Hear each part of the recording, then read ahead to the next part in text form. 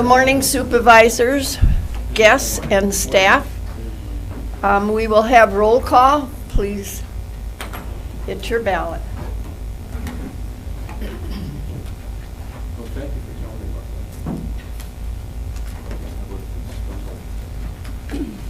Well, you're on the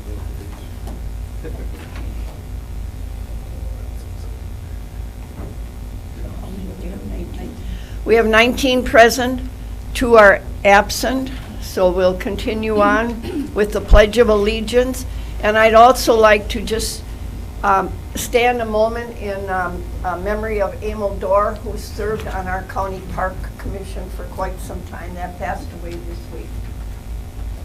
I pledge allegiance to the flag of the United States of America and to the republic for which it stands, one nation, under God, indivisible, with liberty and justice for all.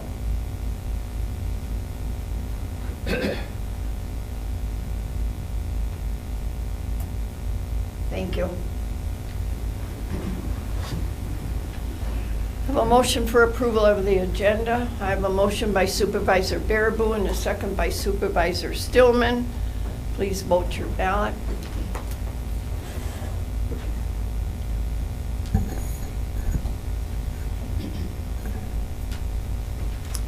Emily, how do you vote? Yeah. All right, we have 19 yes, 2 absent. We have a majority vote, so we will continue on. I need a motion for approval of the agenda. Someone's pushing, they have to wait for me. Okay. All right. All right, I have a motion by Supervisor Irwin and a second by Supervisor Steer. Are there any additions to the minutes, corrections? If not, please vote your ballot.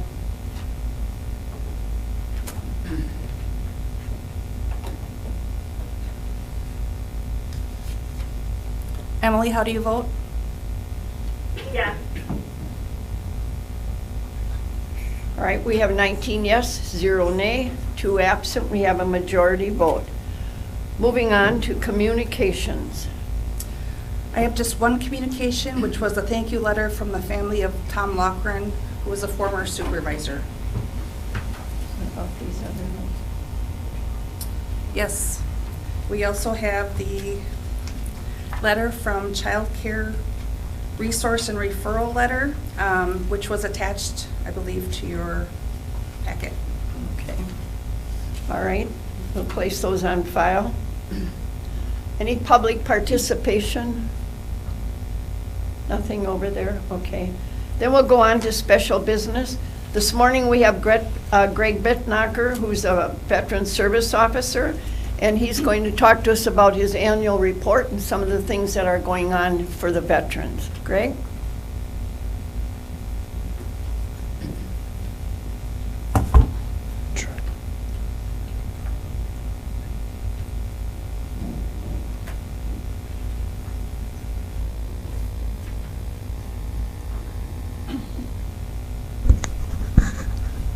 Make this a little taller for me. Oh, okay. I just want to begin by thanking you guys for the opportunity to share kind of how we're doing as a department, what we're doing, and answer any potential questions that you may have. So with that being said, we'll get started.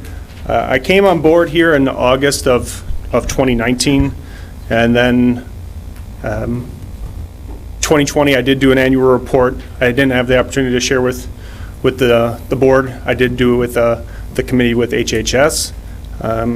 You guys seemed a little busy with everything else going on with COVID. So 2021, here we are. With that, we'll get started. So in the beginning, kind of going down accreditations, what accreditation is we're accredited with the National Association of County Veteran Service Office, the Wisconsin Department of Veteran Affairs, the American Legion, the DAV, and the VFW. That accreditation allows us access into federal databases and helps us be a better advocate for veterans and their surviving spouses.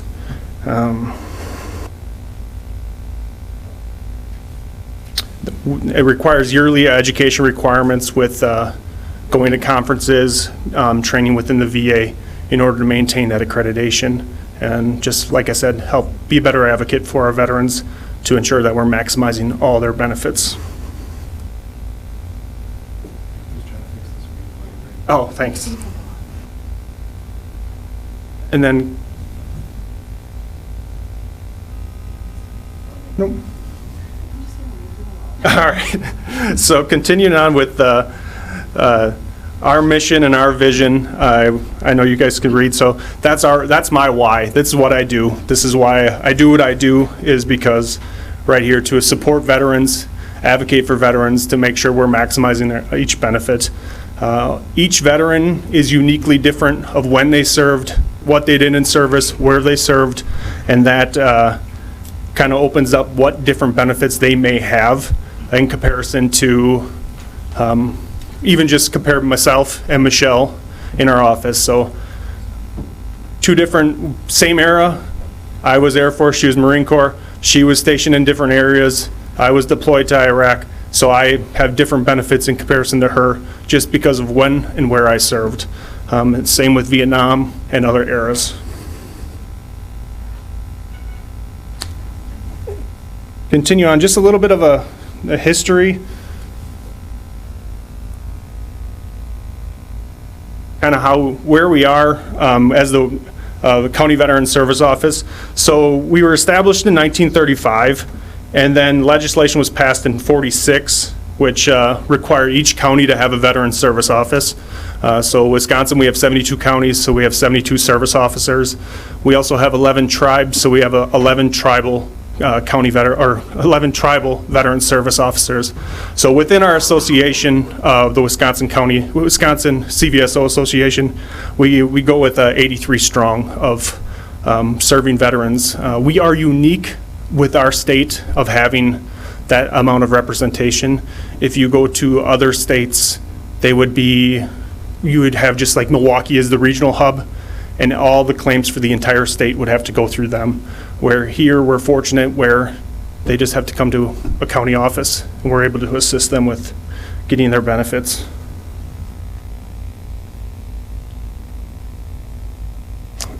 And then what we do, the National County Association did a unique infographic of what we do and what we represent.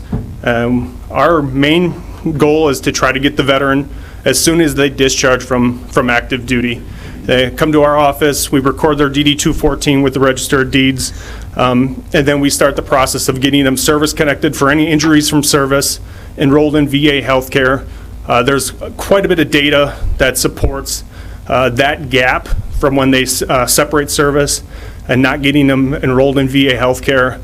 Mental health deteriorates, especially with Iraq, Afghanistan veterans, is the big data push with PTSD and trying to get them connected that way. And then as you can go along the road, we are case managers from as soon as they discharge all the way to the end to doing burial benefits, and then we continue on with the surviving spouse of that. So it's important for us to establish relationships with our veterans, and we essentially can maintain that relationship for their entire life. And along the way, helping them VA home loan, education benefits. If typically as you age, those injuries that occurred in service only get worse, so we want to do claims for increases along the way. They start having a family, we add dependents to their award. And if there's one thing the federal government's good at is changing those benefits and opening up new benefits, so it's always good to touch base with us yearly. That's what I always recommend with our veterans, to make sure if there's any potential changes so they can maximize more benefits.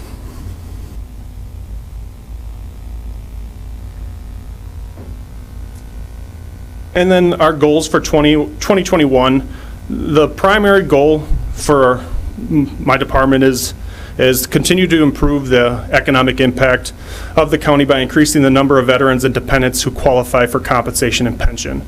That is the number one driver for me. Compensation and pension is the two biggest benefits within that we can achieve in our office, and that's the main thing why we're accredited with those organizations, to be able to represent veterans along the way. And then goal number 2, just with, due to COVID and stuff, we were able to update technology capabilities to meet the need of veterans. The biggest thing now is when we do appeals to the Board of Veteran Appeals, they used to have to travel to Milwaukee to the regional office. They're now able to come to our office and we can do it virtual.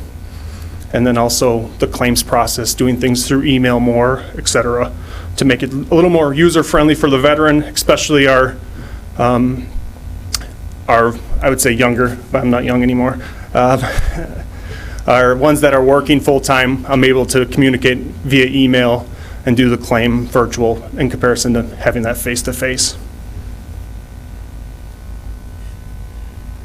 And then goal 3 is just professional development for Michelle, continuing to increase her job knowledge and understanding.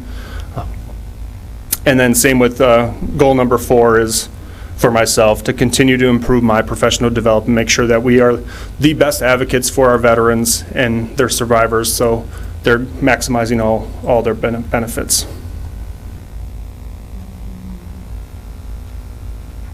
Now looking at our impact of how we're doing within the county.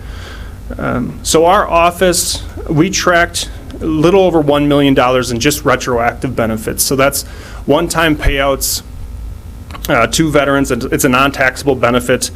And typically those are for when we have the veteran come in the office, we do what's called an intent to file, which is a save the date form with the VA. And then we start gathering the evidence. We get the medical records. We get all the necessary documentation that we need to file a claim. We try to get it as accurate as possible on our side because the VA's bound to make mistakes, so we want to make sure on our end we're taking care of them to make it as clean as possible for the VA to award benefits. Not always the case. They're hiring new people, errors are made, and then we get into that appeal process. We try to solve it at the lowest level within the VA, but sometimes we have to go to the Board of Veteran Appeals, which that's at a minimum a 2-year wait before you're even going to be heard to get those benefits. Hence, that's why our retro dollar amount is still pretty high, a little over $1 million, which is good.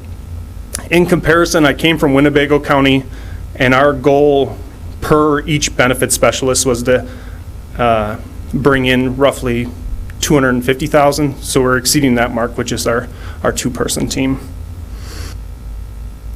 And then overall, our monthly compensation and pension benefit that's coming in on our tracking is roughly $541,500 each month of compensation and pension benefits. So those veterans that we interacted with, got them service connected, that's what's coming into the county in addition to their employment or Social Security. That's an additional benefit that they get with an annual amount of just shy of $6.5 million. So kind of put that into perspective. Our County Veteran Service Office budget is $188,986. We represent 0.29% of the county expenditures. Taking a look at what we bring in for compensation and pension, that's just shy of $6.5 million. We're at a 3,338% return on our investment with our department.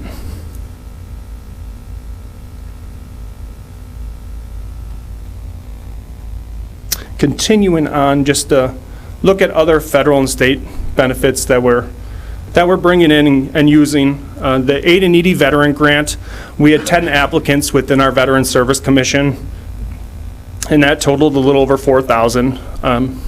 We are pretty fortunate here with our relationships with the other veteran service organizations and local business, Evans Detailing and Polishing. They do a golf outing every year at Hickory Hills, which raises funds that we are able to use.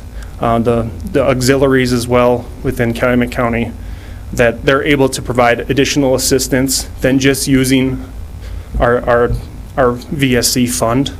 So we are pretty blessed in that regard. Another benefit that we're able to continue to increase is what's called the Wisconsin Property Tax Credit. We had 84 last year. Now we have 95 veterans that are using that benefit. So that benefit if you're a 100% service-connected disabled, or if you're 70% with what's called individual unemployability, you rate for this benefit, or if you're a widow of a veteran who died of a service-connected death, then you are entitled to this benefit. So you pay your property tax every year to the county, and then when you file taxes at the end of the year with the state, you get reimbursed that full amount. Currently, there is legislation that's out there to expand that to, if you're 70% service-connected, you get 70% back, 80 back, 90, et cetera. So hopefully those two get pushed through the Assembly and the Senate here in Wisconsin. Other funds that we brought in, we do get the County Veteran Service Office grant, which is $11,500, and that went towards improving technology capabilities within the county here in our office, and then also expand the capabilities at our Appleton office. We do get a transportation grant from the Wisconsin Department of Veteran Affairs. For us being in the rural community, we don't have the DAV vans that run through our county from the VA, so we have that grant to help get vets their rides, and that's a partnership with the ADRC. And it's lower last year just because of COVID and the lack of appointments and travel. And then the office, we received about $1,600 in donations just from other service organizations, other people within the community.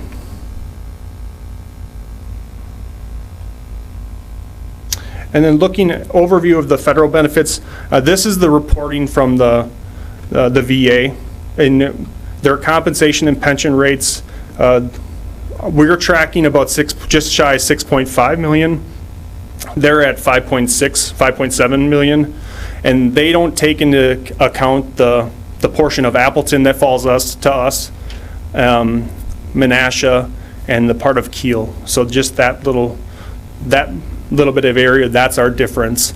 Those get tied to Winnebago, Outagamie, and then Manitowoc gets credit for those numbers. So our internal tracking is a little bit more precise of who we're interacting with and where we're coming with. So it's a little bit higher.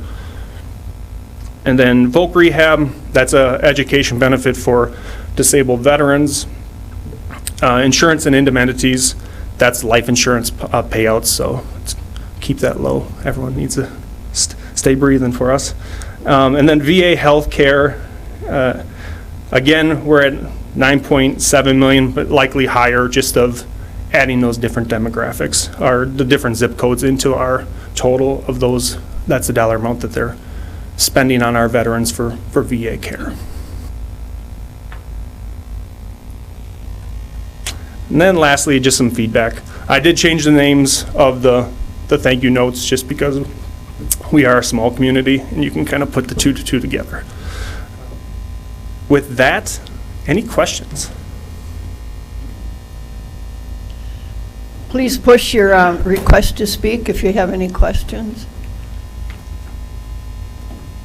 All right, I have Supervisor Schwallenberg. First of all, I'd like to thank you for your service.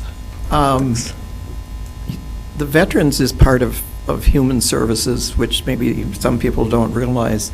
I spoke with Greg the other day, got a little bit of an education on things I didn't know. I did have a family member in the service, but I guess there's a lot I didn't know that they were entitled to. This is a segue into something else I was going to report, and I had stopped to speak to him about a resolution that was up at the NACO conference about the veterans that was presented by Tom Schneider from Winnebago County, who is a friend of Greg, and it pertained to the lack of information sharing between intergovernmental partners that inhibits the outreach by county veterans officers to new veterans, exacerbating risk of suicide and other challenges associated with the transition to civilian life. And that resolution did pass. Oh, good. That's awesome. So it's now become part of the I don't know what you call it, for NACO to work on. So hopefully they will do something, like you say, the government tends to work a little slow, maybe this will be helpful, because unfortunately, apparently, a lot of, not a lot, but some veterans had some, actually, Tom mentioned somebody that had committed suicide that didn't get the services that he needed because of the lack of information sharing. So, thank you. Yes, absolutely. So yes, that hopefully will help streamline that process for us. Currently, we get little gummed labels once every 2 years of who gets discharged, and usually, for the most part, I've already interacted with some, but again, we want to make sure we're covering all those gaps so we can make sure to get them connected, especially within that first year of discharge. Anything that we get them service connected for, they get back pay to their date of discharge. So, and on getting compensation, additional funding, as you are well aware, if you have more funding coming in, just helps with that stress burden to take care of your families, et cetera. Okay.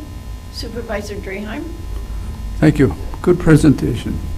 I just have a question as to all the donation things I get in the mail for VFW, Wounded Warriors, and all that.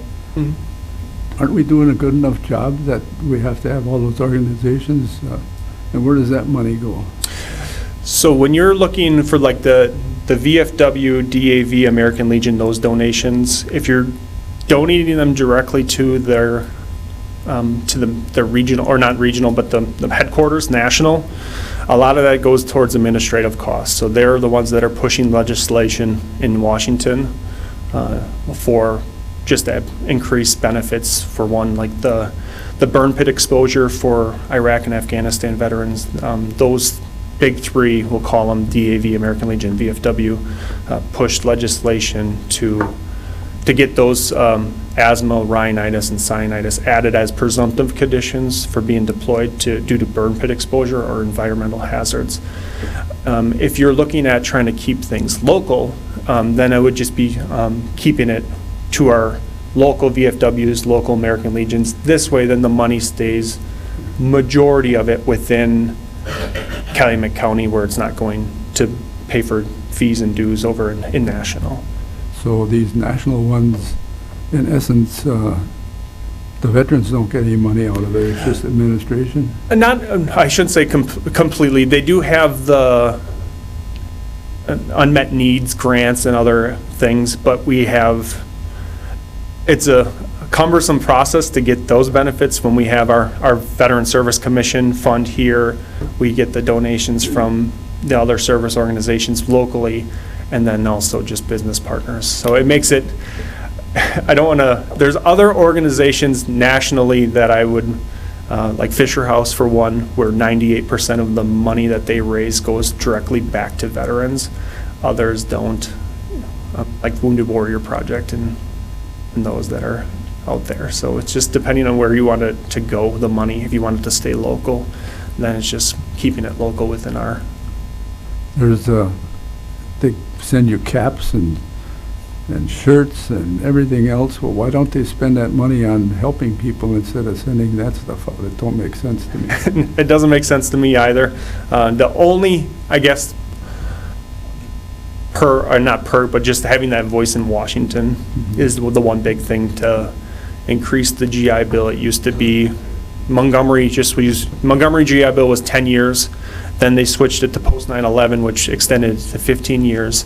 And then in 2013, it's started going what's called the Forever GI Bill, so that their federal education benefit doesn't run out. So, which is, if we didn't have their voice in Washington, we wouldn't get those benefits for us nationally. Thank you. You're welcome. Supervisor Huffberger? Thank you, Madam Chair. Thank you, Greg. Comment and a question. The comment is, I recently bought a new car, and somehow in the course of discussion, it came up, if you're a veteran, you get $500 discount. I called Michelle, she faxed my DD-214, I got $500 off. So I don't know, and I did not know about that, and I looked a lot, so it's just something you might want to bring up to folks.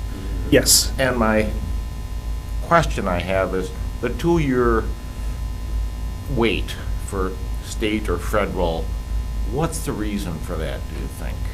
Just the volume. I want to say there was just shy under 500,000 veterans that are waiting in that appeal process.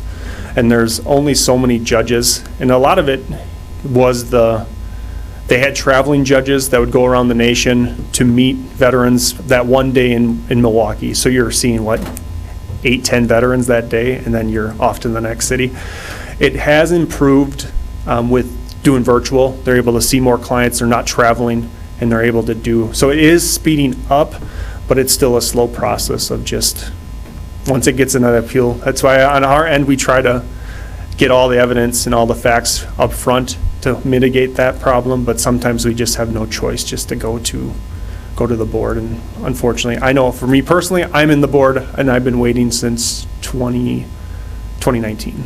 So unfortunately, just the volume and the errors on it, but some are legitimate claims that are there, and others just keep pushing it just to keep fighting it. So Thank you. Supervisor Steer? Thank you, Madam Chair. My question is homeless veterans. Do we know how many, or have an idea how many are in the area, and what is being done about that?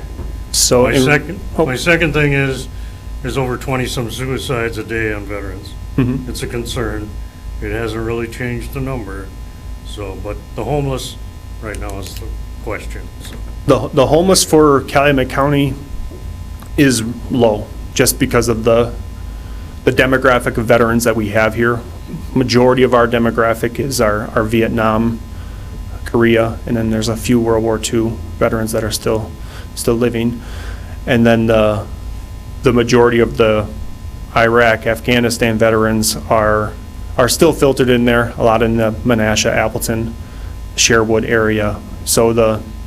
And as you drive through those areas, you can see the homes and stuff that they have there. So we just don't have the homeless need as much as other counties. Last year, we took care of 2 just within our county. So for us, the important part is just getting them initial just housing, just temporary, and then we work with the Veteran Outreach and Recovery Program with the Wisconsin Department of Veteran Affairs. They have caseworkers to help get them into shelters, and we're usually either going to Manitowoc County, Brown County, or Outagamie to fulfill that need. So that is the 2 that we had, and we are able to we got housing for 1, and then the other veteran is now in the Veteran Outreach and Recovery Program up in Brown County within the state, getting services there. Thank you. And then in regards to suicide on that number, again, that's going to come back to hopefully we can get connected with them earlier, post-discharge. And then even just within our county, I did the first ever referral to what's called the Green Bay Vet Center, which is a peer-to-peer counseling. They've never had one from Calumet County prior to me. So, and again, our demographic of of who we are serving here, they all have their, I guess, coping mechanism. If that's work, family support, you just have a different dynamic in this county that's unique in comparison to the larger counties where they feel like they're on that island by themselves. And then back to your other, Mike, for your other thing for we are coming out with a newsletter to hopefully list some of those perks, I guess, of being a veteran on our newsletter. So. Okay, Supervisor Karth? Thank you. Again, thank you for your service to the country and to the veterans and the families that you serve. I want to ask you 2 questions. I mean, can we interrelated a little bit, perhaps, but what is the largest pain point that you see facing veterans in Calumet County today? And then a follow-up to that is, if you could change one thing in the system, what would it be? For the first question, just access to the benefit, or the lack of awareness on how to outreach to veterans to make sure they're aware of what's all out there. The website just got updated yesterday, so it's finally published. So hopefully that way we can give another avenue or resource, and just trying to think of other ways to let veterans know that we're here and survivors. It's just a lack of awareness, especially with even looking the nursing homes and assisted living facilities. Surviving spouses don't think there's anything available for them, but there potentially is that pension program. So it's just, again, getting out and getting out there to let them be aware of what these benefits are. That's on me. So that's one thing that we're always striving to work on, is just improve the outreach for what's out there. Because it's there, it's just, people just don't think it's theirs, or their veterans are just too humble to ask for help. And that's another barrier that we have to, I have to try to break, and that's a big one. And then your other question, the one thing that I wish I could fix would be the errors within the VA of the claims process. Is just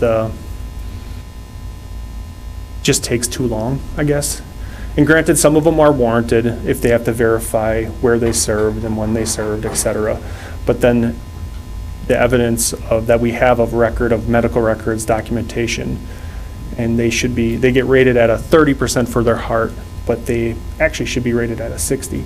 Then I have to go to an appeal process, present to the board or at a lower level, and it just takes time, and it's just a frustration on the veteran's part, and then they want to give up because they got them. And can I do a follow-up on that? For everybody here and everybody who may be viewing a recording of this session, can you perhaps just give us a little insight into what that delay does, what it means to real people and real families? What impact is that having on real life? Yes, so there's just the delay itself. So one case that I'm working on now, he's service connected, 50%, but if we can get a veteran to 70% service connected, then we can transition him. He needs to transition to an assisted living or skilled nursing care. And if you're 70% or higher, you can go to a VA contracted facility where then there's no cost for the veteran to be there. And so now we have just that delay of getting him from 50, because he's going to physically have to go get seen by a medical examiner, and then, which granted that's fine, but just the delay it's going to take us to get him from 50 to 70, and that's going to be a financial burden for them. And then there's more if we. Yeah, you're welcome. Thank you. Thank you, Greg. I appreciate Yep. your presentation. I hope it's given some enlightening ideas of how we can help other veterans out there that we know to get in contact with you. And then if you have any other questions, well, I'm on the second floor for now. Thank you. All right, moving on to Resolution 2021-42. Resolution amending the 2022 budget for the expenditure of American Rescue Plan Act funds and uncommitted sales tax, introduced by the Administrative Services Committee. All right, I have a motion by Supervisor Draheim and a second by Supervisor Schwallenberg. And Supervisor Diedrich, would you speak to this resolution, please? Yes, thank you, Madam Chair. Just a brief background, and then if we have questions, we can call on Matt to fill us in. But bottom line, we've been talking for years in this county building what to do with the Health and Human Services area, because it's so scattered and chopped up on second floor. You also know we've just vacated the jail on the first floor, and that area has now started demolition to be done, I think, sometime in, say, end of March or so. So now we have an opportunity to utilize that space that's become open, and what we have before us is a resolution for Phase 1, which involves quite a bit of movement, but just to summarize it, the Veterans Office from second floor is targeted to move down to the first floor next to the county clerk's office. Land and Water and Planning and Zoning will move from the second floor to the first floor. IT will move to the first floor, and there will be an area of the first floor of the old jail marked out for the medical examiner. That's the concept, all right? To make that happen, we have to have an engineering architectural design. That's part of this first phase in the resolution. Timeline for that phase 1 would be roughly maybe start at the end of '22 with construction and complete by the end of '23. So that vacates a lot of the space on the second floor in what we call phase 1. So what the resolution addresses is the refabrication of the first floor for those areas I've just outlined, and the cost of that expected to be require no bonding.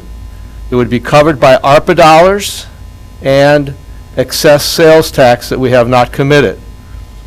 And when that is complete, we will have then the opportunity to revamp second floor, which is not currently part of this resolution, but obviously it would be part of the architectural design, and we may come back in a year or so to figure out what to do with second floor. But the ultimate design or concept is laid out. I hope you've looked at that. Basically, gives us better access for the public on second floor for all the health and human services activities, makes efficient use of first floor for the departments I've outlined, and we're asking here today to authorize a change in the budget to recognize that money and commit those dollars for this phase 1. And if there's any other questions, I'm sure Matt would be more than happy to jump up and share his knowledge. And by the way, it was unanimously approved by the Administrative Services Committee and passed to the County Board. Right. I have a question by Supervisor Booty. Yes, thank you. So I just do want to make sure that I clearly understood the statements we just had there, because it was not exactly clear in the resolution as it is worded here. What we are currently voting to, I guess, authorize at this point is going to include architectural engineering services for phase 1 and phase 2 design. Is that first correct? In talking with Samuel's group, it would be, both areas would be considered. Alrighty, but we are only looking at funding the construction of the phase 1. Correct. Okay. So the first, now therefore be it resolved of this resolution here, states that we are executing the expenditure of said funding. So I guess I'm not familiar with exactly what the terminology of that is, since we don't technically have a design yet. I mean, are we essentially writing a blank check at this point, or are we going to get a construction estimate after we have the design, and then we're going to go through the process that we've typically gone through in the past? Yeah, Samuel's group did provide a scope estimate report for both phase 1, phase 2. That's where the numbers are based off of conservatively. So we're confident with those numbers within the phase construction. Would it be? Hopefully, it's conservative, and those costs would come in less. In talking with them, he did remind me it's a dynamic environment when it comes to construction and bidding. So, but we estimate that there's room within there that it will fall within the numbers that they provided in the scope and estimate report. Okay, and to the rest of that question there is, are we essentially authorizing at this point the actual work to proceed, or do we get another kick at the can after we get an actual design before we, issue this to get bid out? As it's written in the resolution in the project, this would be the opportunity right here for approval. If approved, the expenditure of those funds, the uncommitted sales tax, and those ARPA dollars, then we would proceed with the architectural engineering and design, go right into solicitation for bids, and move ahead with construction. Okay, so this is the only time we're ever going to see this for phase 1. I would say yes. I mean, through committees and administrative services and in the final plan design, a lot of work goes in that, and it would be coming back to admin services for reviewing the design and layout. As a county board as a whole, the approval for funding, this would be it right here. Okay. So I see we're going to be funding this exclusively through the utilization of currently uncommitted sales tax revenue and by taking funding from the ARPA that we have received here. What do we currently have for any leftover funds from the current jail and courthouse renovation project? Are we having any of that we could be utilizing here for this new project? That probably David would be the one to answer that question. On that project, we're very close to the budget. I presented in November that we had about $170,000 of interest income that we could apply, but we're going through final contract and change orders. So I would think there could be around $100,000 of that funds that we would apply because the bonding would allow us to apply it against that. Otherwise, we'd have to apply it against a debt repayment. So we would apply it as part of that once we finish the project, which is expected to occur in closeout in about May.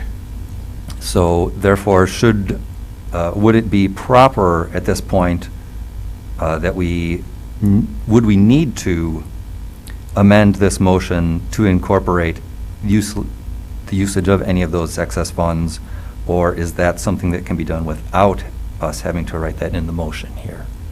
By the resolution of the borrowing, it includes the entire capital project. So the resolution that was approved by the county board to do the borrowing would incorporate this project, so we could use those fundings by that resolution. Okay. All right. At this point, those are all the questions I have. Thank you, Supervisor Booty. Supervisor Huffberger. Thank you, Madam Chair. I'm very, very enthusiastic about this proposal. Something we've been waiting for a long time, and we as the people that are dealing with some kind of land issues, farmers and landowners, homeowners, in addition to the planning and zoning, land and water, and whatever there will be involved with extension, we also have Farm Service Agency and NRCS, two federal agencies. A lot of people come into our courthouse with some kind of a land issue, and they don't really know or care if it's NRCS or FSA or planning and zoning, but they just have to get something done. They will be so appreciative if they can say, yeah, I know what you want, but it's not me. You're going to have to go over there, and it's right over there. I think it's a fantastic opportunity to do something that for sure directly improves our constituents and our people in what they can do and where they can do it. I really hope we go for this wholeheartedly. Thank you. Thank you, Supervisor Huffberger. Supervisor Carr. My question was very similar to Mike's statement, and my question to you is, can you express for this board what this change would mean to the public that we serve? How would this improve the services that we can provide and their experience? Thank you. And I do have a PowerPoint if the board would like to review that. That supplements the information that's in your packet on page 20 to 23. But it'll give you, we can talk about some of those benefits, and we can also kind of see, get a real good visual perspective on where things would be moving and why the need is there. So, if I may, I'm less concerned about that, Okay. and more the, if you could talk about real people and how this will impact their visit to the courthouse. Sure. From a benefit perspective, we can start with, the Veterans Office by moving by the Veteran Service Officer, we're moving Greg down to the first floor. Our main ADA accessibility entrance is on the west side, where most of us come in. By moving down by Beth, there's instant accessibility, ADA accessibility from the west entrance, also the south rotunda. Planning and zoning also has a lot of foot traffic. Relocating them to the vacated jail and sheriff's office area provides much better access from the east side of the building, which would be over here. It also provides the medical examiner with a fully functional space. When we get into HHSD, there's a multitude of benefits. Annually, they see about 6,400 clients physically in the courthouse. That does not include personal caregivers or children that might attend. So clients, 6,400 a year. If we include all the physical people within the courthouse, it's well over 6,400. That equates to well over 25 a day. Right now, they have a very fragmented service setup. And it's interspersed with the departments: planning and zoning, land and water, veterans, IT, the medical examiner, and the federal offices, NRCS and FSA. So by removing those, it would allow Phase 2 to commence, which would create a lobby close to the elevator, which would be straight up straight out here. And that elevator has access from the west entrance, which is ADA accessible. So you would come to the elevator, you go to the second floor, you would have one reception area. All the front-facing divisions of HHSD would move towards that reception area. So when people come in, they would go up the elevator, they can come to a main reception area, and then they can be routed to the proper service unit within HHSD. So it relieves cramped conditions now at HHSD. I think Ron had alluded to, there was a study in 2016 by Context that identified that HHSD was short approximately 7,300 square feet. The study in 2001 reaffirmed that they still are short that space and they're fragmented. So really by moving those departments, allowing the front-facing units to locate near the ADA accessible and the elevator, and reorganize it, provides better service to the public. It'll allow us to provide better security for the public and employees. It allows different units to function more like how they should. So you have, I think it's behavioral health. They can be laid out like a clinic, and they can provide services like a clinic for seamless delivery. So a lot of people coming in, and that whole reorganization touches many people, and it allows many of the service units within HHSD. Go ahead. And with that, I just want to follow up and thank you. I just want to finalize my comments by thanking you for the work that it went into this plan. And I think that it's a worthy effort that is designed to truly serve the people that we are supposed to serve and the vulnerable populations within our county. So thank you for this. We've spent money on a lot of things that were not as worthy, I think. Thank you, Supervisor Carr. Supervisor Schwallenberg. Thank you, Madam Chair. Well, Matt pretty much explained everything. I'm going to express my happiness with the Health and Human Services that is going to go on the change as with land and water. I go back to years ago when we talked about the jail. This was already on the radar that these were the improvements we're going to make. If you used any of the facilities, as Matt was saying, that there will be a general reception area. Right now, if you have to go to health, there's an office there. Human Services has one. ADRC has one.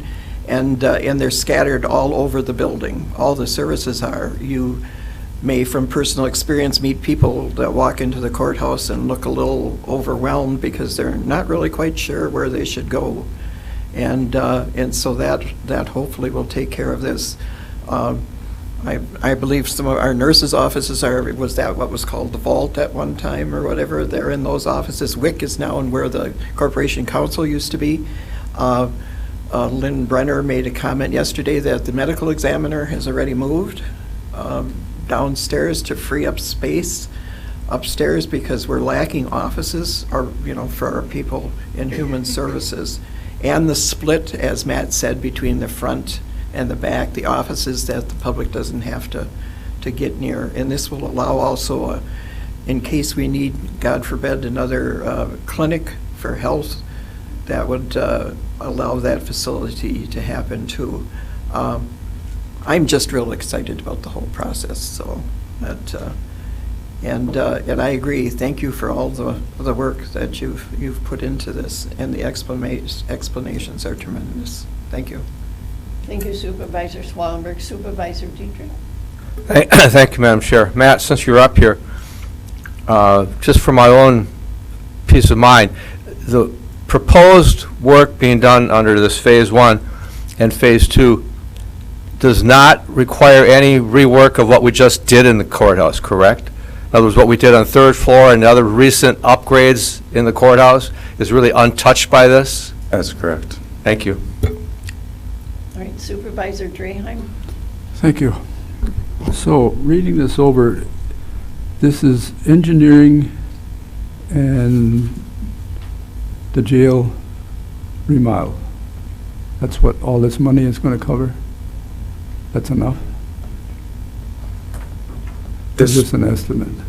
This would cover remodeling the jail and the sheriff's office to accommodate planning and zoning, land and water, medical examiner, IT, and potentially the federal offices at NRCS and FSA. It also remodel area by Beth to take Greg. In there, there's also dollars to remodel the county treasurer's department to make that workflow better. There's money in here on Phase 1 to remodel the south rotunda, to bring that up. If you look at that, that's kind of has a older feeling, so floors and finishes in there. And then there's a few transition areas between what's happened on the first floor now and where the new construction ends, just a few areas to do floors and finishes. And it also includes a little funding to the judge. We added a new judge, so that means there's a new court reporter and there's a new judicial assistant in that chambers area. So it used to be one judge and 2 employees. Now we have 2 judges, 2 employees. So it includes a little money to do a little renovation in there and separate that out. So there are a few additional things in there that we talked about, as I just explained. So we're not coming back for any monies after this? Not for Phase 1. Okay, for sure. The only other question I have is you're talking about the jail side east entrance for people. I thought we were going down to one location to come in instead of all the doors being opened. That gone by or what? That was never a suggestion or recommendation of mine, Ken. We went down to the one entrance during the height of COVID or the beginning of COVID, and we reopened them, I can't remember how long thereafter, because of accessibility issues. We had members of the public that would come to a certain door, try to get in, have to go back to their vehicle, drive all the way around. It wasn't allowing for public access the way we wanted it.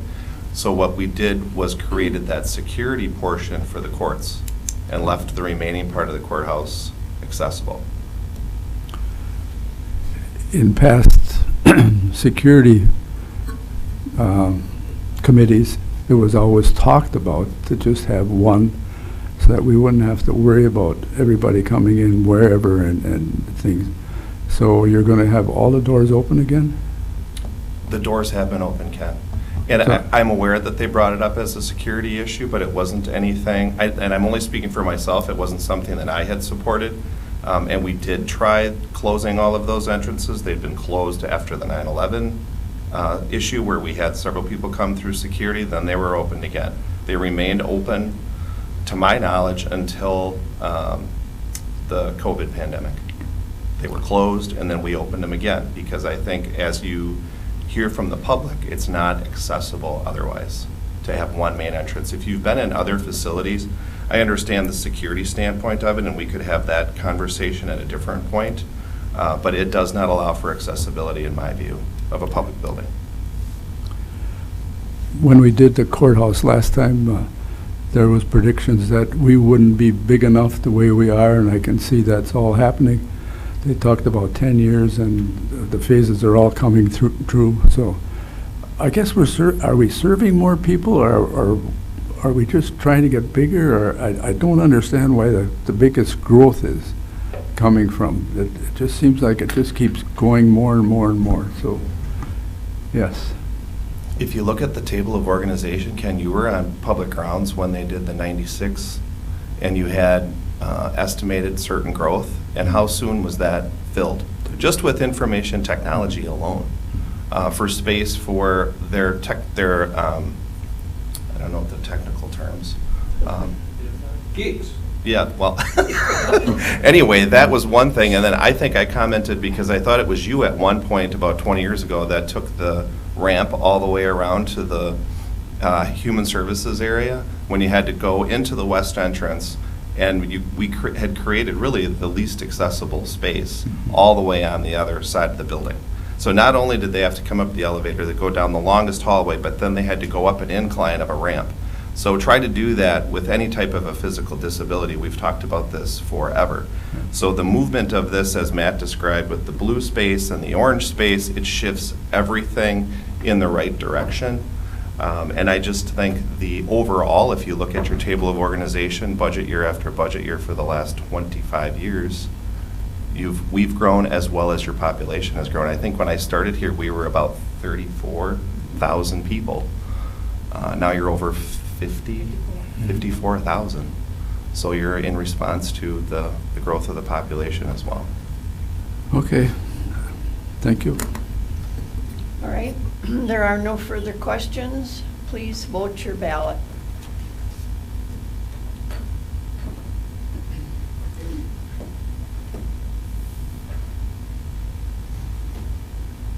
Supervisor Steer, would you confirm?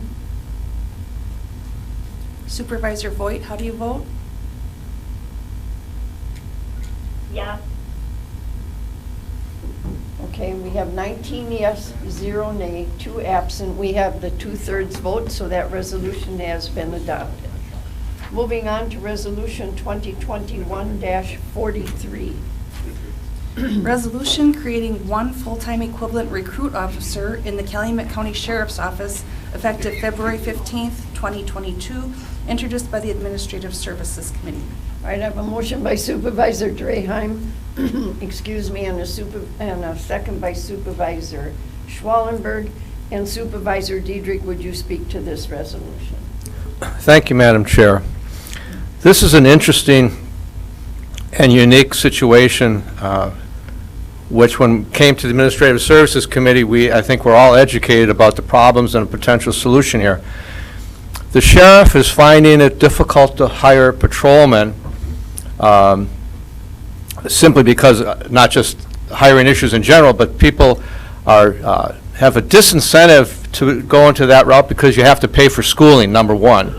And I forget how long the course is, 10 weeks, 6 weeks, something like that. Mark, how many? 4 months. 4 months. So what we have in front of us is a proposal to add a full-time equivalent recruit officer position. What that means is the sheriff would be allowed to hire, screen, do a background check, whatever, on an individual before they get into this police academy, which is a 4-month program. Also, academy attendance is limited. It's hard for anyone to get into the academy without an organization supporting them, such as a sheriff or a police department. They get first crack at those openings in the academy.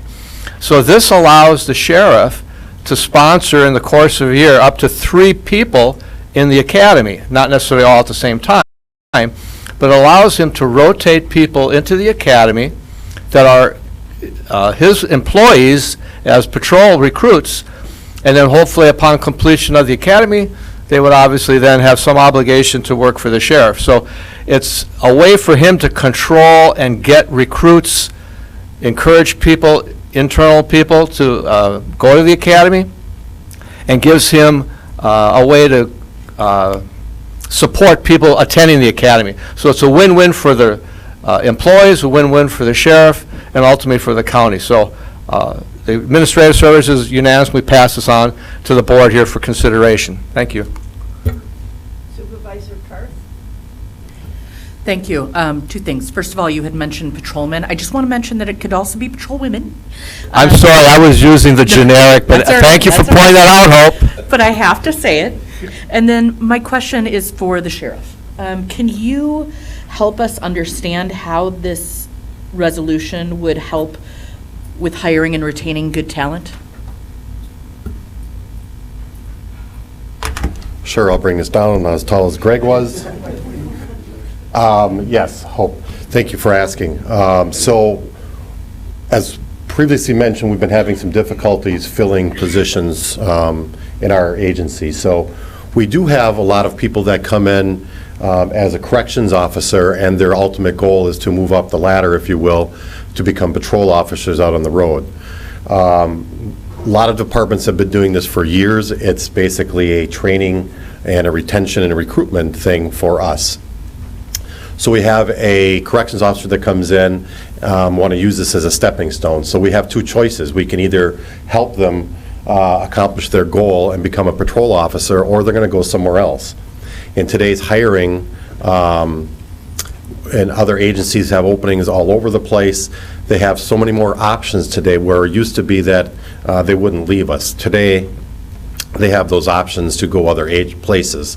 And for example, we have a corrections officer right now who wants to be a patrol officer. If you look around us, out of Gamey, Winnebago, Sheboygan, they're all hiring patrol officers. This kid's got a bachelor's degree. He's going to leave us if we don't give him that opportunity. This is a way to retain good employees. One of the things it does is gives us that opportunity to bring that employee in as a corrections officer. We then know what their work history is, right? We know that they show up on time. We know that they don't abuse sick leave. We know that they perform very well in that corrections setting. So this gives them another opportunity to advance. We already know what we've got in that employee. If we don't do that, that employee is going to leave. I still have a patrol position open. Now I have a jail position open. This fulfills one of those needs. Does that answer your question? It does. Thank you. Supervisor Booty? Thank you very much. I have a couple questions here, so I'll just keep going until I've exhausted my list. So is there, and this could be for anyone in staff, maybe HR department would field this, is there anything in our current structure, collective bargaining agreements, employee handbook, et cetera, that would at this time keep the Sheriff's Department from currently sponsoring internal applicants for the academy? Why do we need this new position just for that? We need this because we don't have, a position doesn't currently exist. So frankly, what we'd be having to do is, and using Mark's example, I think is probably the easiest way I can state it. So if we have this correctional officer who aspires to be a patrol officer, we then pull them out and they go through this academy. So for 4 months, they're going through this academy. Meanwhile, the jail's having to sit down a correctional officer because that correction officer is attending school full-time. So it doesn't help the jail because now they're going to be short-staffed in that time frame. Whereas by creating a position and the way our structure and our table of organization works, this creates a position that this individual moves into. We can then replace that correctional officer position so the jail remains fully staffed, ideally. This individual goes to recruit school and then is prepared to go on to fill patrol officer vacancies. So that's one example. The other piece of that, and by creating this full-time position, it allows that current employee that we're providing this succession plan for to be able to maintain their benefits. Otherwise, under the other alternative that I would see available to us would be for this individual to go from a full-time benefited employee down to a limited term employee. They lose all benefits. during that time frame, and then would become full-time again when they'd become a patrol officer. Not in the best interest of the employee, I would argue not in the best interest of the county, and frankly, I don't think anyone's going to stick around to do that. They'll leave and go elsewhere where they'll be able to have those benefits and have that support to become an officer. Okay, so just to follow up on one of the first things you said there is, so the reason we have this, we would create this new position is so that we wouldn't take someone out of other position and leave that other position vacant while they're attending the academy. That's part of it, yes. Okay. Aren't we having that same problem, though, if we take someone out of their current position and move them into this new position? Now we still have that other position open, and no one is still doing that job, because now the person who was doing that job is now in this new position going to the academy. Yes, but so the issue there is, if you don't do that, he's leaving anyway, we're going to have two positions instead of one to fill. So we're robbing Peter to pay Paul to some extent, but we're at least keeping that good employee that we have that's been vetted because he's worked for us. We know what his work record is. We commonly go through the whole hiring process. We put people out there, whether it's on the road, they go through all their training, and at the end of the day, they wash out because of a lot of issues. We've had one of those this year. This way, we bring an employee that we have already vetted, we know what they're like, and we give them an opportunity to advance.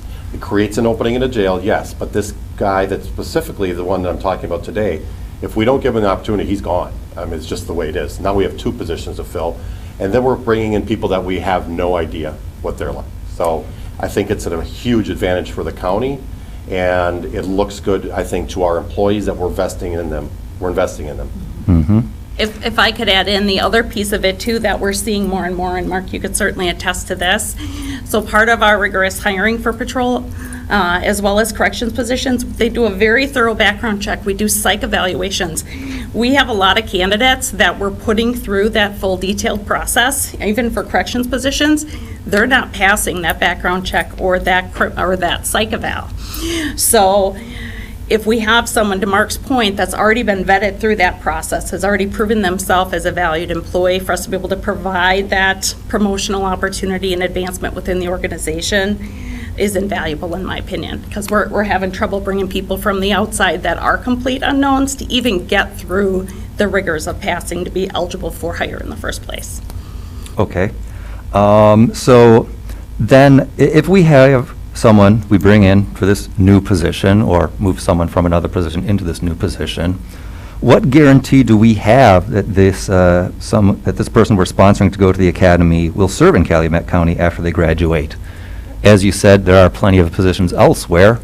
What's to keep them from moving on? Are we having any contractual term? Is there anything, a clawback for non-service or anything like that? Absolutely. So similar to, for example, we have a tuition reimbursement program for all county employees. That as well has a built-in clawback, if you will. If they depart after X period of time, they have to reimburse those expenses. We'll have a similar agreement for this, and I believe right now we have it drafted for 2 years. So the first year they're with us is really going to take them through their probationary period and really fully establish. So then that additional stretch of time gives us that additional time frame to actually get some value out of that individual before they would depart. So yes, if they would leave within that 2-year span of time, then there would be reimbursement obligations for that individual. Is that the same as if this person does not complete the course or fails at the end of the course? Yes. Or if we would, there'd be conduct or performance-related issues of other kinds, because those certainly happen as well. Absolutely, we have all those bases covered. Okay. So is is this position kind of term limited? I mean, I'm sure, the academy classes happen when the academy classes happen. Are we going to hire someone, like 3 months before academy classes happen, have them sit in this position, not going to the academy or whatever for 3 months, and then do their academy, and then, how long after the academy class finishes are we going to keep them in this position before we move them on to something else? The intention is to only use this position when we know we have an opening. For example, coming up in January, the Village of Harrison adds their 5th officer. So we know in January we have that position open. And to your comment, Matthew, that the recruit class only happen when they happen, right? So we have to try to fit that in. So knowing that we have this position opening in January, there is a recruit class that starts, one in July and there's one in August. So it just depends on which one we can get them into. So that's when we would put somebody into this. We're not going to put somebody into this program not knowing that we have a position open for them. So it's give and take a little bit on each side of that from a time period, but we have to know that there's a position there. And if I can add in, so in this scenario, again, our intent and our belief is, again, ideally to use this to promote internal candidates.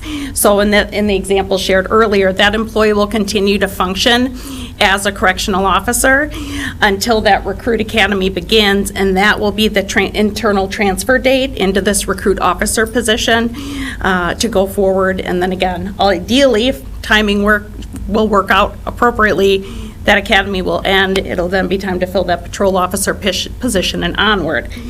So. Okay. Yep. So as I'm understanding, so this person would continue in their existing job, in their existing role. Correct. Until the start date of this academy, in which case they would then move to this new position. Mm-hmm. Correct. Do we have that written in the job description anywhere? No, because none of our other positions would be built that way.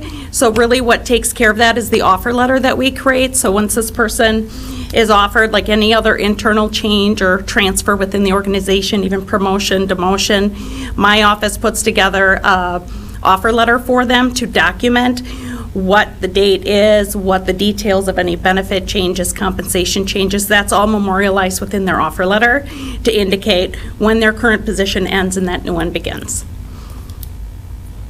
Okay. Then, not specifically for this position that we're talking about right now, but we have current open positions in other departments, right?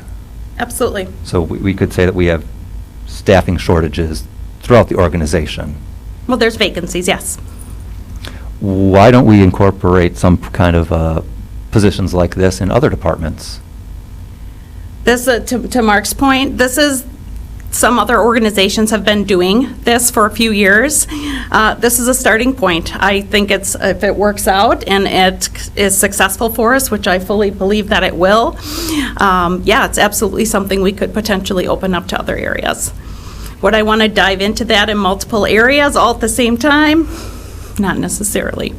But this is, again, unique from the standpoint of that academy requirement for patrol officers that does make this different than, say, a nurse or some of our other vacancies that we have that would require associate's degree, 2-year degree, 4-year degree, or beyond. But we do offer the tuition reimbursement for that as well, so we do have a piece of that covered. But yeah, we are open to all sorts of creative ideas for recruitment and hiring. Okay. Now, to speak to the resolution itself, I guess I have a question of who drafted this resolution? I put the initial pen to paper in the framework, and then it cycles through. Sheriff reviewed it, of course, our corporation counsel staff reviewed it, and the administrator. All righty. So, Michelle, I'll I guess, direct these questions then to you. The 6th whereas here says that we have extraordinary and unanticipated circumstances here. As we've currently discussed, we currently have staff shortages openings existing in many departments throughout our organization. I wouldn't say that this is necessarily extraordinary to the Sheriff's Department. We currently have had a multi-year trend in this state of workforce shortages. I would not say that this is necessarily an unanticipated circumstance. I am going to just move to amend this motion to strike out the words extraordinary and unanticipated from the sixth whereas of this resolution for the reasons just stated. Is there a second to the amendment? I have to wait till we redo this, please.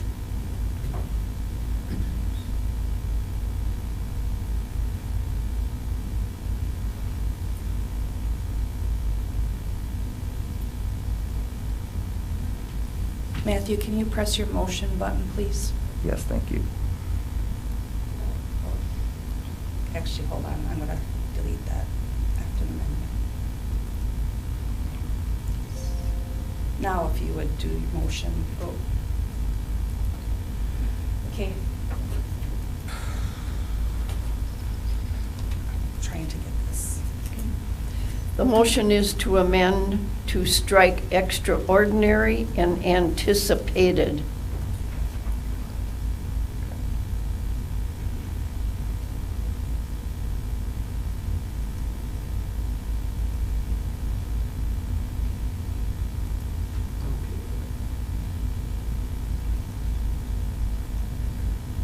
Okay, now if you would press your motion button. Okay. And I need a second. We have a second. All right, so now I have a motion by Supervisor Booty and a second by Supervisor Diedrich to amend that motion to strike extraordinary and anticipated from the wording of that resolution. Are there any questions?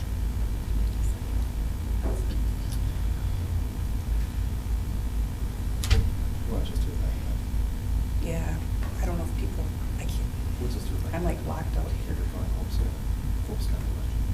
All right, Supervisor Karth. Thank you. My question on the amendment is really not on the amendment, but I have to ask it. Matthew, I love your questions and I love how detailed you are, but how many more questions do you have on your list?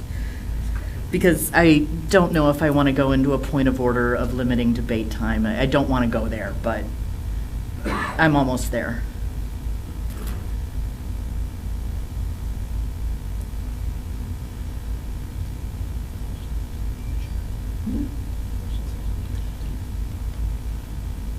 This question has to be directed to me. I'm wondering if there's any way that you can suggest if we need to go to a point of order to limit debate time, seeing that we want to hear from all the other members of this board who have questions. Okay. It is true. So we can hear from anyone that presses the request to speak.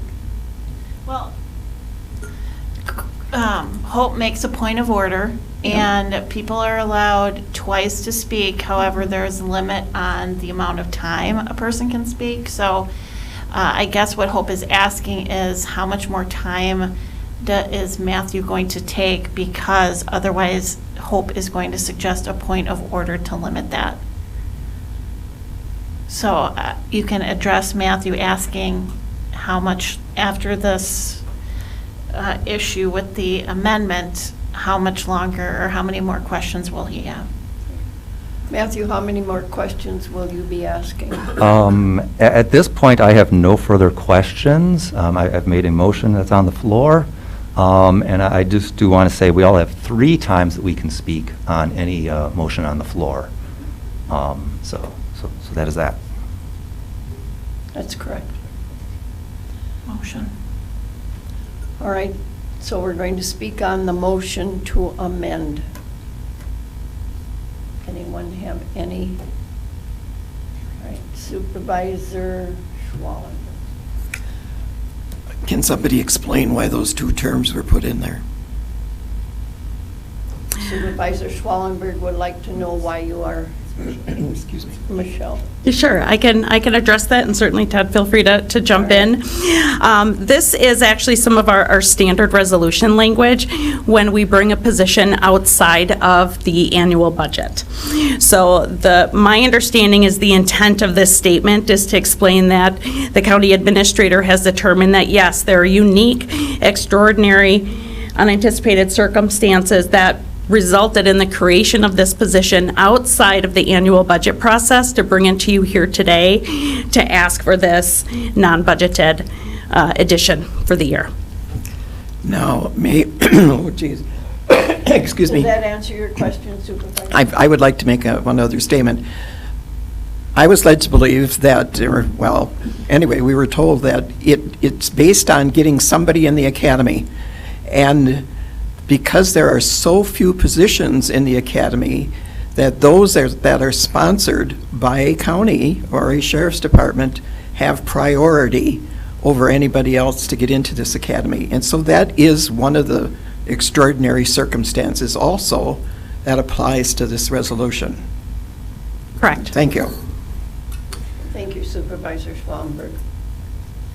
I would just add to Michelle's comment, because we have been, when we've had conversations with the board on positions and things we're adding outside of what we've originally made at the budget, at the time of the budget, it was important for us to indicate that it was unanticipated, because we couldn't have planned for this when we did the budget back in June or July. So that's the reason for the wording. Now, whether or not it affects the intent, I would say probably not at all. But I will say we put it in there specifically because, and it's interesting because Matthew, you and I have had this conversation before. When it's outside of the budget, you've said, hey, you got to do a better job planning for things at budget time. So we were specifying that it's extraordinary because you can't get into the academy. As the sheriff's indicating, and it was unanticipated, that's why it's outside of the budget process.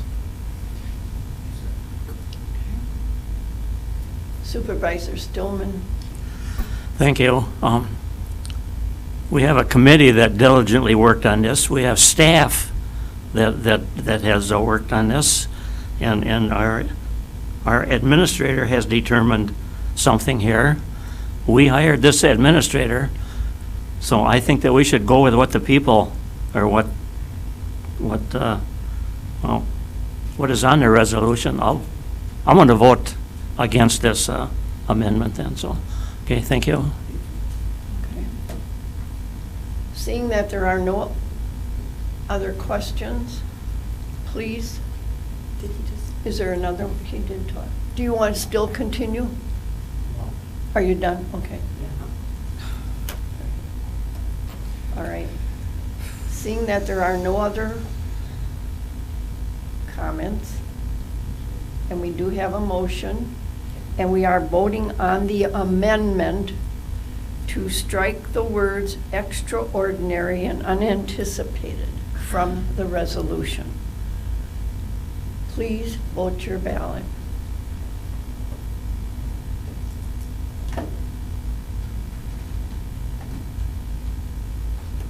Supervisor Hanschke, would you confirm? Thank you.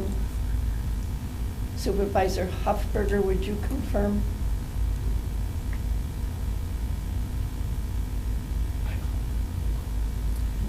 And Supervisor Voigt, how do you vote? No. Sorry, I'm trying to decide. No. We have 3 yes, 16 no, so the amendment has failed. So now we are going on to the original resolution as presented. We have 3 speakers. And Matthew, you still have the floor.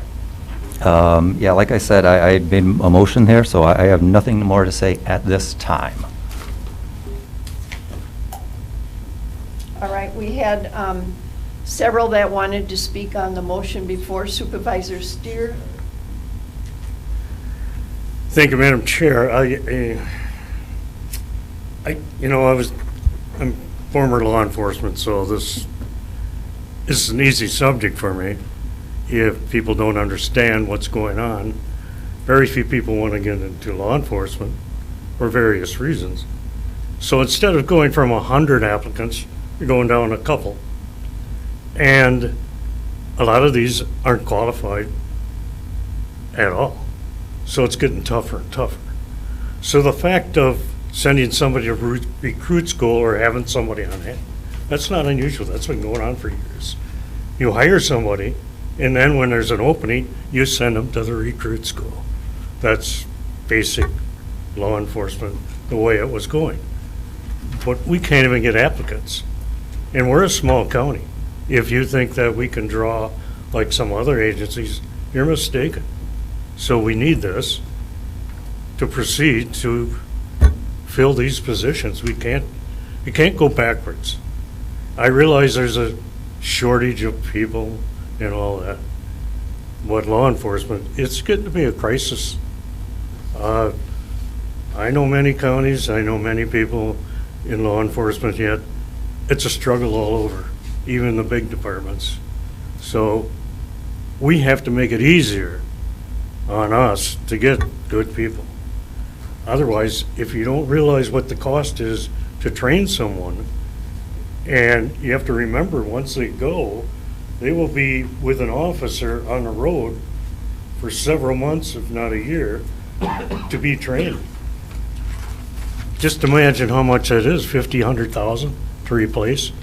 How much are you gonna spend? You wanna keep spending hundreds of $1,000s to replace people? That's not a good situation. Thank you. Right, Supervisor Draheim? I thought you forgot me. But my biggest thing is, how are we going to keep them? I mean, 1 year isn't very much.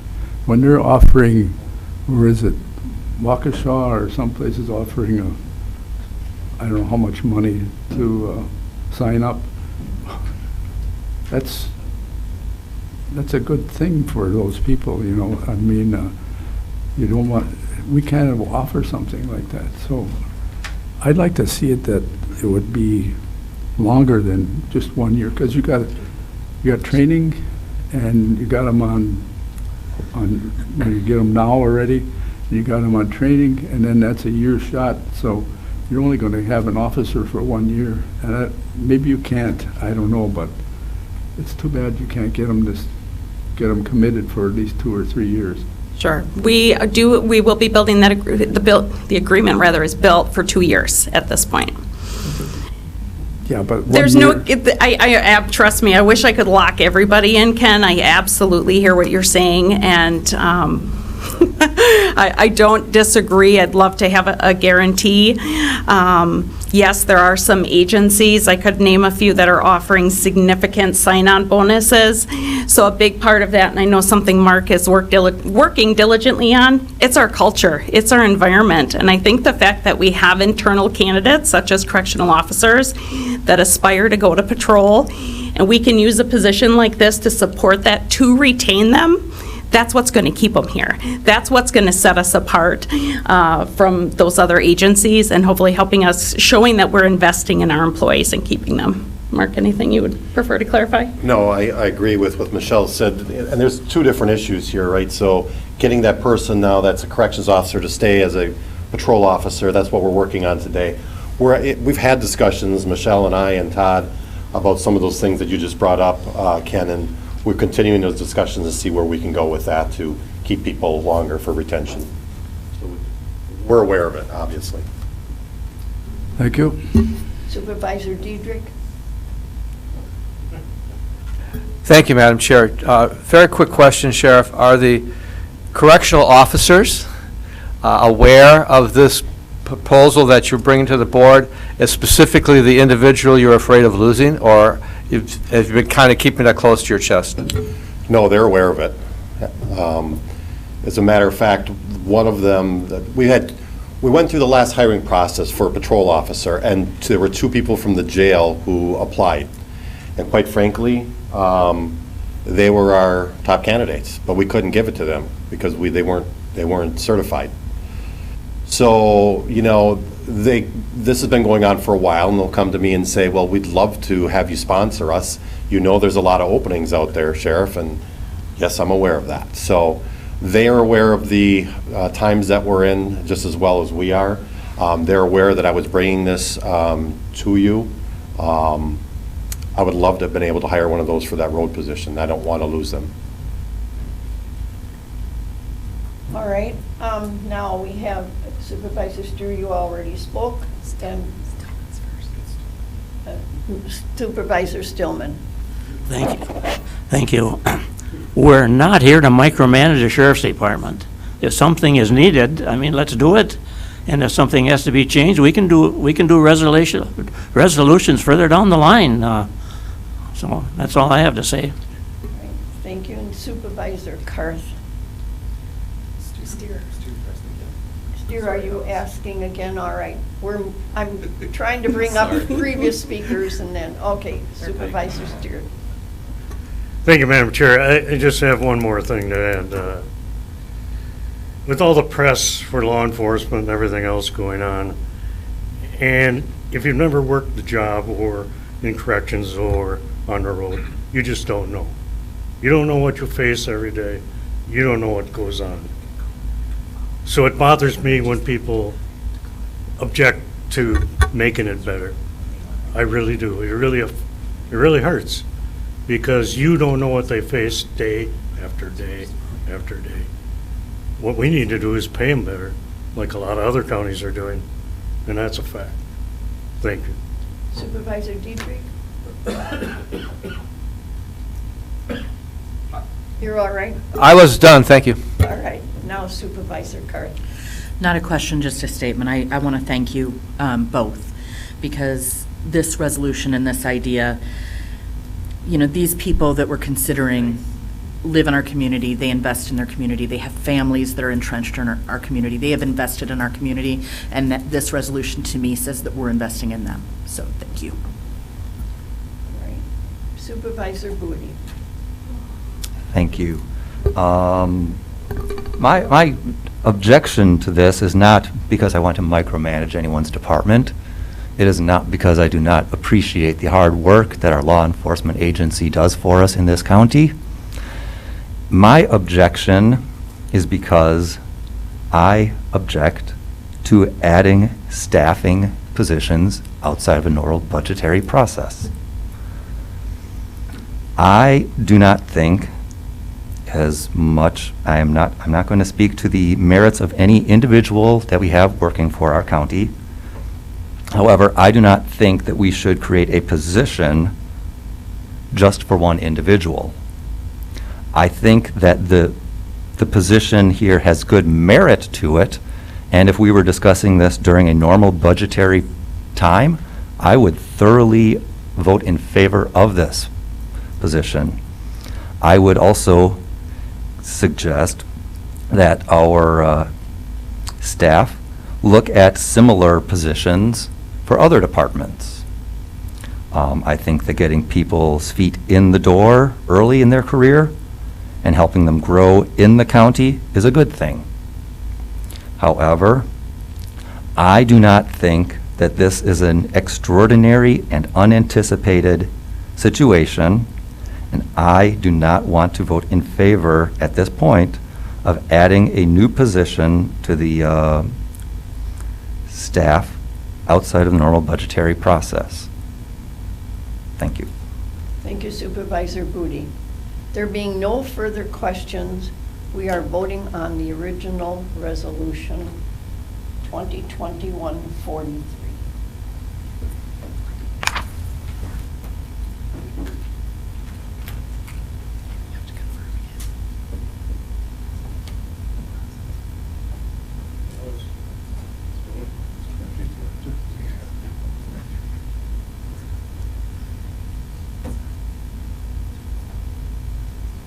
Supervisor Voigt, how do you vote? Yes. We have 18 yes, 1 nay, 2 absent. We have received a 2/3 vote, so that resolution has been adopted. All right, moving on to supervisor reports. please press your request to speak. Supervisor Hanschke. Thank you, Madam Chair. Just a real quick landfill update. As of January 1st, the landfill, which is owned by GFL, has entered into a 20-year agreement with a company called Archaea, who is going to take the renewable natural gas out of the landfill and sell that out onto the open market. So it's exciting. So those in the Planning Commission will be seeing plans here coming through probably here shortly for a facility, a 1-acre facility to process renewable natural gas coming out of the county landfill, which is a good win-win for the county for economic growth and another industry for the county. So I just wanted to report that. Thank you. Thank you, Supervisor Hanschke. Supervisor Booty. Or Schwallenberg, excuse me. That's okay. Thank you, Madam Chair. We had a Human Services meeting yesterday. Right now, we are still in the critically high rate of COVID, but we're with what Bonnie described as a falling trajectory. Our positivity rate decreased from 62% to 31%, which is still not real terrific, but it's half of what it was. 53.7% of our population in Calumet County is vaccinated. The state level is a little over 63%. One of our vendors for our home delivered Meals on Wheels, I keep forgetting that Theta Care now owns AMC, that had decided they couldn't fulfill the contract. So the Thompson Center at Lourdes is taken over, and they're very happy with, these are the meals up in the valley area, very happy with that process. The meals are made by Canteen and are individually packaged. There was a survey done that I believe the state requires, and with such things as I don't like pork or there's too much salt or whatever, basically the survey was very good. I had asked about the increase, the number of meals has increased since the beginning of the year, which is much more than normally happens, whether it's due to the increased cost of groceries or any other reason that people have trouble meeting their expenses. As far as parks is concerned, if you drive down there or whatever, we're continuing to do the ash harvest, which is going to create some comments from the public because more trees are going to be coming down. And as mentioned in the administrator's report, the pancake breakfast is back on, which I wasn't aware of. So, but related to that, I see that it stated that you used to be able to go there to buy tickets, and now everything is online, and that's the new process with Ledgeview for any of the programs. You buy the tickets online, and that is creating some problems with people because they're used to just going and buying a ticket. So if you plan on going to that breakfast, and I believe the registration starts the 18th of February to buy tickets. I can't remember correctly if it says that they're limited as far as the number that they're going to sell. So I also mentioned when Greg was giving his presentation about NACO, I serve on their Human Services and Education Committee. The discussion has been about children aging out of foster care and how it's difficult for them to find places to live and jobs. A lot of these children, and these are 18 to 60-year-olds, 18 to 26-year-olds are homeless because they have no place to go. The other big issue, which is an issue nationally, is childcare. And what we have done with our ARPA money here is exceptional as far as doing something for childcare. I also found out that we can be very thankful for Matthew and Todd handling the ARPA money, because some of the counties in the country still don't know what they can do and cannot do with that money. And actually I found one was interesting, and I can't remember the state, but their money was given to each of the supervisors to decide how they wanted to spend it in their districts. So that's kind of a different option. So thank you for your time. Supervisor Booty? Thank you. Last month, from the 17th through 19th, I was attending the Wisconsin County Highway Association Winter Road School, which is why I was not in attendance at last month's meeting. There we received updates from state and local issue experts regarding updates to state and national legislation, with particular focus on Wisconsin DOT and the bipartisan infrastructure bill funding. We also learned about special issues that you may have working with municipalities on your county trunk highway system. And we got an update from the Wisconsin DOT regarding winter maintenance efforts for the 2020-2021 season. And there was also more discussion about the implementation of more brine usage and less hard salt application. Then last week, I attended the Wisconsin Counties Association Legislative Exchange in Madison with a few other members here of the board who probably will speak a little more on that. There we received updates on pending legislation in front of the state legislature. And then there was also further discussion regarding state and national partisan situations. Thank you. Thank you, Supervisor Booty. Supervisor Karth? Thank you. Today's meeting took me back to a group that I was involved with quite a while ago. Through the City of Appleton's diversity and inclusion efforts, a few years ago, what they did is they took their local elected officials, and it was I think a coordinated effort with Human Resources and with ADRC or with Human Services. But what they did is they had them maneuver around their facilities in a wheelchair, using walkers or using crutches, so that they could see the impact of their facility to those who have mobility issues. And I think that might be something that we may want to replicate here. I think it would be a good exercise. And so I'm not proposing discussion on it. I'm just posing it as an idea because I will not be on this board very much longer. So that is one thing. Second thing I want to just mention, again, thinking about those who are mobility challenged, kind of thought about that today, is does this room have a wireless mic so that we can bring the podium to somebody rather than having somebody have to go to the podium if they are unable? We do have We do, that. perfect. Okay, then that's a good thing. And then two more things, but quick. When we have supervisors that are on the phone because they cannot be here in person, and this is something that I would love to go to committee, not to be discussed here, but just a point of kind of a point of order is, can we use the WebEx chat mechanism so that they can participate in discussions rather than just participate in the votes, right? Because we lose that when we have our, so again, nothing that we need to discuss here because that's not what this supervisor report is for. But I just want to throw it out there because I won't be here much longer. My final point is I want to thank each and every one of you. I want to do it now rather than next month because next month is going to be rough for me, but I have learned so much from every single one of you, those that I talk to often and those that I don't talk to much.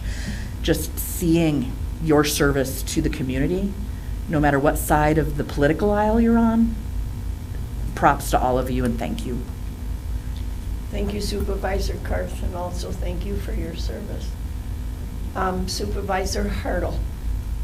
Thank you, Madam Chair.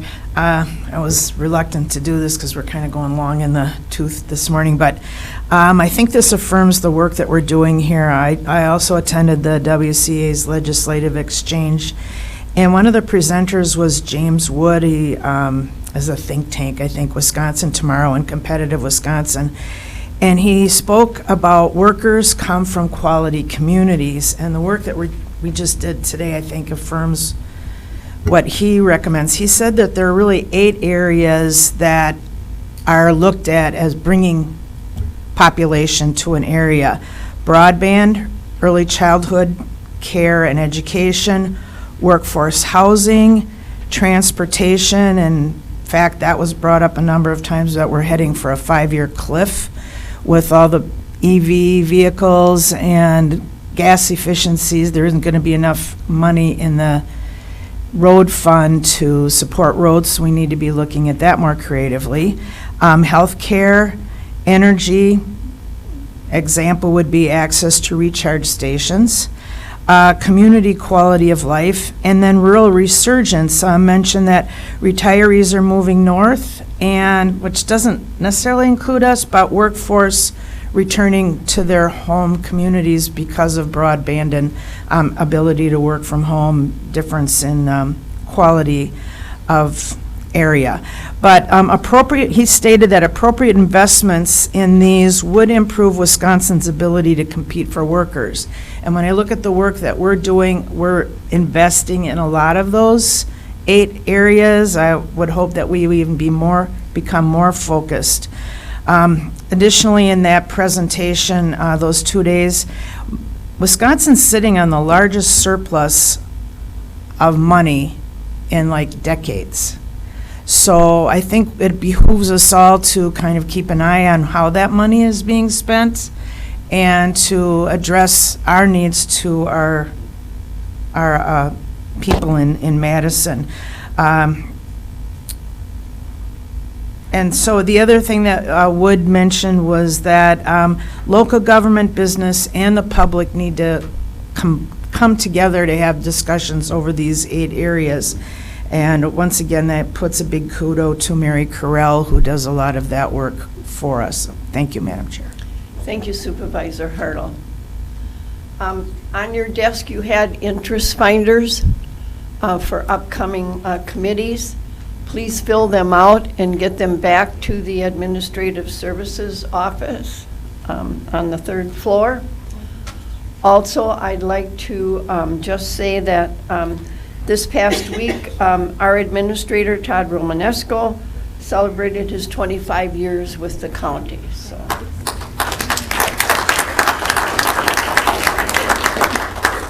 And Supervisor Stillman, I neglected to call you.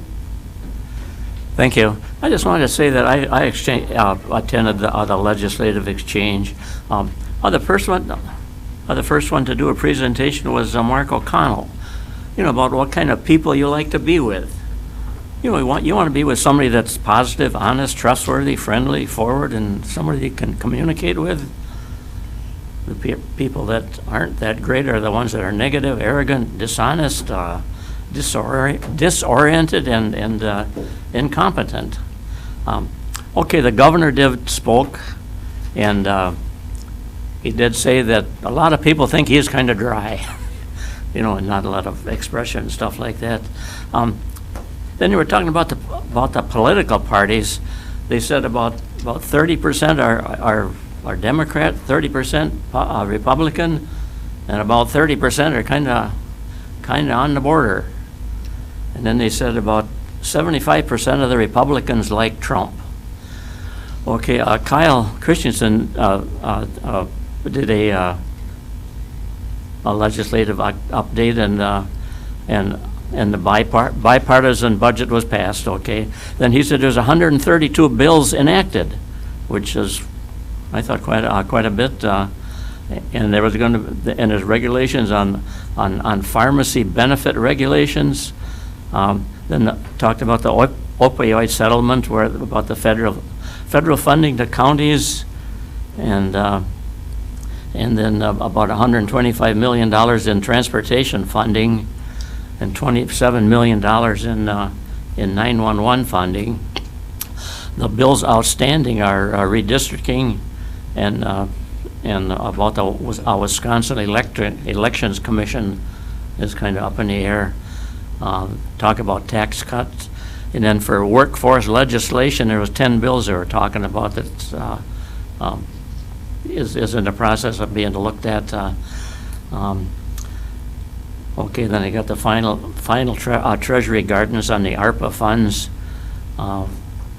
And power plant decommissioning when they go to wind and solar, that there's going to be a revenue loss for the state. Well, when that happens, and on Health and Human Services, they talk about a subsidized guardianship, which is reimbursing funds to the counties, mental health and substance abuse, going to be reimbursed things to the county, emergency detention, and then there should be a stronger workforce initiative. On the judicial side, they were talking about the body cameras that they wear, that the officers can wear, that each camera is about $5,000 a year, or no, it'd be $5,000 for the storage of one camera for 5 years, and there was like a law enforcement package passed, that, and the ARPA stuff was passed on party lines, or the camera deal on party lines was passed. They're talking about something on mandatory minimum retail theft, next generation 911 system, provide protection status to county jailers, and the elections with the Gableman probe. They said that there's no widespread fraud, and about election legislation, they thought that the governor would veto that,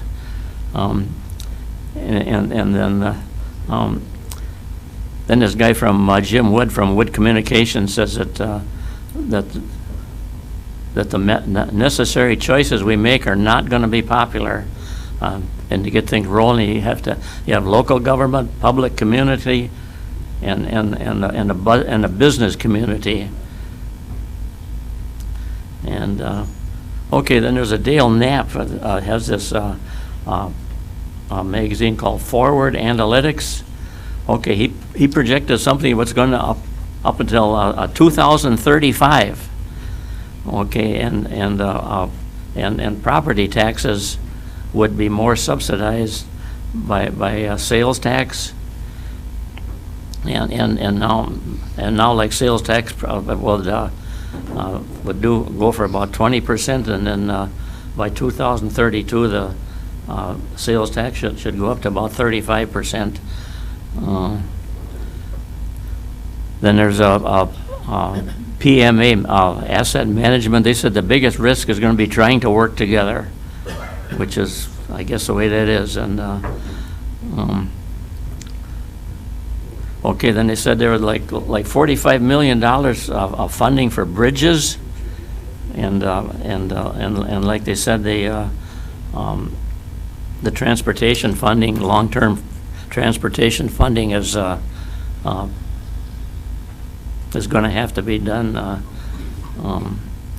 I talked to Kyle Christensen about that, and I said that if they would put the registration to the value of the vehicle, that would sure help out. And well, he said he'd do something with that. I don't know if he really will or not. But then a big thing I was always bitching about is a beer tax. Hasn't been raised since 1969. I talked to Kyle Christensen about that.